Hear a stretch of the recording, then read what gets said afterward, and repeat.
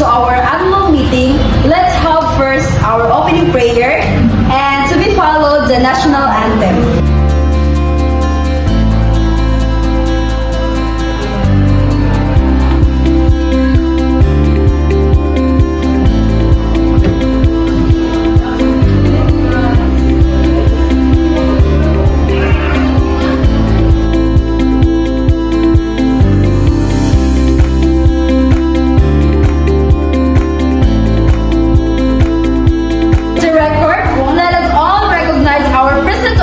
And participants for today's budget hearing. Honorable Mayor Jared Queco, Special Report and Budget Officer Ms. Antonina Torico, Councilor in Infrastructure, Councilor Christine Singol, Committee on Health and Social Services, Councilor Christine Joy Bautista, on Education, Councilor Shara Sabado. Our Committee on Peace and Order, Councilor January Raut sir. Our Committee on Livelihood, Councilor Michelle Escasenas. Our local NGO, Representative for Governance and Transparency, Ms. Pamela Jane Dali, ma'am. Our PWD and Senior Citizen Sector Representative, Mr. Adrian Montenegro, sir. All NGO Representative, Environmental Advocacy, Ms. Christine Vergara, ma'am. All NGO Representative of Youth and Women's Sector, Ms. Laika Bagnol, ma'am. Representative Taxpayer, Ms. Joshen Montenegro, ma'am. Before we proceed to our proper discussion, let me first read the minutes that we had discussed last meeting about the budget allocation. So regarding to the project that have given to us, which is 100 million. All our 13 participants are present. Good morning, everyone. Welcome to our annual budget hearing with our municipal representatives and also our municipal council today. So we will discuss how to use our limited funds for the next year. So as a public servants, so we need to follow the rules. We need to be transparent and accountable sa tangan natin na hinuhod. So dapat mag-visit.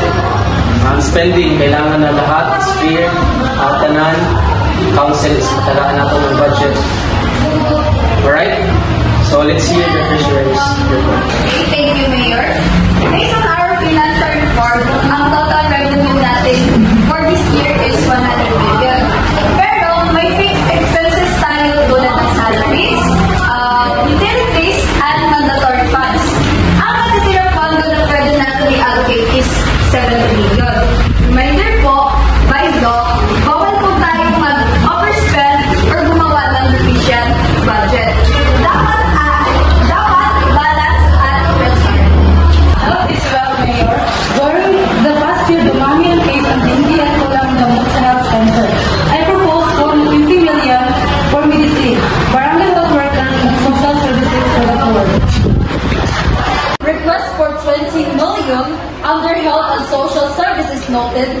Dengue cases and urgent medicine needs will also be highlighted in the minutes, Mayor. Mayor, fellow council members, and other representatives, so education is the future of our children. So kulang pa rin ang classrooms and many students will have school supplies. So I request 20 million for schools, teachers training, and scholarship programs. Education requests 20 million. Total proposal so far exceed 40 million. Adjustment will be necessary, Mayor. Mayor, Council, and other representatives, our roads and drilling system is urgent repair. Kung hindi natin naayusin, saka naman ang mararanasan ng mga tao. So I request 30 million for infrastructure project. Noted, Ms. Councilor. 30 million requested for infrastructure, Mayor. I'll record this under development projects.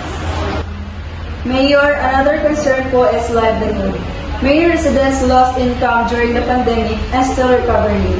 Kahit maliit lang na pondo, baka pwede natin ilaan para sa skills, training, small business, starter kits, or support for cooperatives. Tulungan natin silang bumangon. Noted po, Ms. Councilor Casillas, your proposal for livelihood support, including the skills, training, and small business kits, will be listed under the socio-economic development initiatives. And this will be considered for possible inclusions in the future or supplemental budgets. Mayor, habang importante ang infrastructure at health, huwag din sana natin kalimutan ang peace and order. Suggest ko po kahit maliit na budget ay laan na natin ang pondo para sa mga street lighting at barangay patrol equipment. Visibility prevents crime. Mas ligtas sa mga tao, lalo na sa gabi. Noted po, Sir Councilor Raut, your recommendation for our barangay patrol gear and street lighting will be recorded under the infrastructure and public safety provisions. This also be reflected in the meeting minutes for integration in the future planning. As an NGO representative, I remind everyone that transparency is important. People need to know kung saan napupunta ang pondo. We suggest posting the budget publicly and holding community consultations. Dapat may participation ang mga tao. Thank you for your suggestions regarding to the transparency and the community participation. Mayor, councilors, magandang hapon po.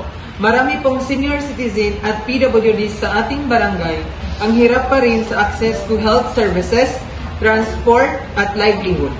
Ang totoo, wala pa tayong clear programs for them, not even basic things like grants or regular check-ups. This isn't just about lack of resources. It's about lack of priority. They are not asking for special treatment, and they are asking for inclusion and fairness. Kung lagi silang naiiwan, then we are allowing a system that leaves them behind. Po, Mr. Montenegro, your input for accessibility, healthcare, and inclusion for senior citizens and PWDs will be recorded. Mayor, council members, ikapag pong concern ay ang environmental project. Kahit maliit lang na budget, sana may pondo rin for waste management and tree planting. Mayor, councilors, I would like to raise a concern for the women and youth. Napansin po namin na kulang ang safe space ng mga kababaihan. Walang maayos na youth center o livelihood training. Para sa kababaihan, kung hindi man po ngayon, sana may samay ko sa future plans. Bilang taxpayer, gusto ko lang ipaalam na pera ng tao ang ginagamit dito. Pinaghirapan namin yan, kaya dapat siguraduhin na nasa tamang paraan ito ginagastos. Nakakainis, minsan nakita na may budget sa mga proyekto na parang walang tunay na silbi sa community. Hindi naman sinasabing huwag gumastos, ang gusto lang namin ay yung practical at may kabuluhan. Iwasan sana ang gastos sa hindi kailangan at kung pwede, huwag namang magtaas ng buwis. Bawat piso, mahalaga, pera yan ng bayan. Thank you, representatives. All your suggestions are noted. Thank you for the proposals, but with the remaining 70 million budget, so not all the requests can be granted. So let's negotiate kung ano mga priorities yung pangunahon ng mga project in the future. So let's start with infrastructure. Mayor, ang mga kasalan, may natin ay sila na talaga.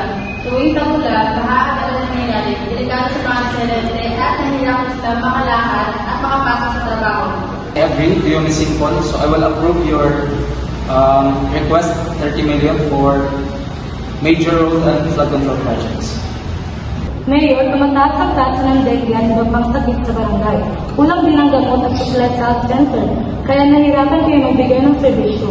Kung bigyan tayo ng pondo para sa gamot, health workers at social services, makakaiwas tayo sa mas malaking gastos dahil maaga natin magpigilan ng sakit. Maaari upang maaprubahan ng 20 million na budget. Earlier, Ms. Bautista, na ang health is very important and also the health worker support is grabe ka importante. But due to limited budget na to, so instead of 20 million, I will approve 15 million. Mayor, ang edukasyon ang susi sa magandang kinabukasan ng mga bata. Marami pa rin sa mga guro ang nagtuturo sa masikip na classrooms. At kulang sila sa school supplies. Kailangan natin ng pondo para dagdag na classrooms, trainings ng mga guro at scholarship programs para sa lahat ng bata makapag-aral ng maayos. Sana po ma-approve yung 20 million budget po for education. Thank you, Ms. Sabado. So for education, so I hear you na yes, education is a very important, especially ang kabataan ng pag-asa ng bayan. But once again, due to limited budget allocation, so your request 20 million is himuon nato na 15 million. Mayor, while infrastructure and health are vital, peace and order also need attention. May I suggest na kahit maliit na budget, magkaroon tayo ng pondo para sa street lighting at barangay patrol equipment. Visibility helps prevent crime and makes our community feel safe, especially lalo sa dito. Thank you, Mr. Rod, for your concern on peace and order. So, regarding sa iyong request na street lighting, so we will allocate budget for that, but the patrol will be coordinated with the PNP and RDH. Mayor, alam naman natin na marami na wala ng hanap buhay during the pandemic. Until now, hirap pa rin ang ilang makabawan. Kahit maliit lang na pondo, baka pwede natin i-allocate para sa skills training, starter kits, o support para sa cooperatives. Thank you, Mrs. Casinas.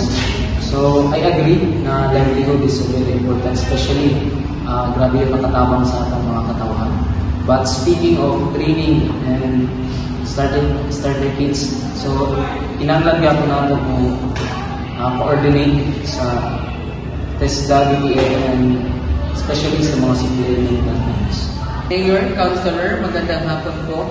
Marami pong senior citizen at PWD sa ating barangay ang hirap pa rin sa pag-access to health services, transport, and livelihood. Ang totoo, wala pa tayong clear programs for them, not even basic things like ramps or regular check-ups. Thank you, Mr. Montenegro. Thank you for your concern sa ato PWDs and seniors. So, speaking of senior citizen and PWDs, so I agree na kinahanglan improve nato as a public servant and nato services sa ila because they are our top priorities, people with disabilities and seniors. So we will be coordinating sa MSWD and also sa City Health Office for mobile clinics and accessibility improvements para sa ila. Mayor, Councilor, I know the environment of the small budget, but it shouldn't be ignored because weight problems and lack of sleep can affect our health, blood rate, and overall quality of life. Even if this is no amount, there should be a plan for weight management and example. These projects don't need a big budget, just commitment to our lives. Thank you, Ms. Vergara. So we will ensure to support the small-scale project through existing programs, especially the tree planting and the waste management. Mayor, Councilors, gusto ko din pong bigyan pansin ang kabataan at kababaihan. Wala po tayong maayos na youth center at kulang din opportunities para sa women's training. Sana po kahit future planning ay may sama ito.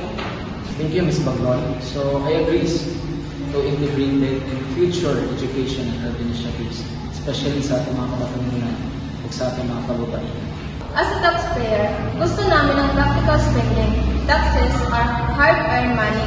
Sana bawasan ang unnecessary expenses and focus on real needs. And please, huwag niyo po rin masyadong taasan ang buwis. Remember, pera to ng tao. Thank you for the reminder sa mga public servants mo. So we will assure careful budgeting with no immediate tax increases. Mayor, based on all the revised proposal and discussions, here's the summary allocation. 30 million for infrastructure that specific projects are main roads and drainage. 15 million for health and social services that focuses on medicine and disease prevention. 15 million for education with scholarship and teacher support with a total of 15 million. The remaining 15% of 60 will be allocated to the remaining projects like on the peace and order, livelihood, youth, women, and environment will be integrated into relevant sectors or proposed in the future funding cycles. Thank you all for your participation. We have agreed on allocations. So 30 million for infrastructure, 15 for health and social services, and also 15 for education. And the remaining 10% of the 10 million is for our environment, our livelihood, and also sa governance and good revenue. So thank you everyone for your presence. Recognition.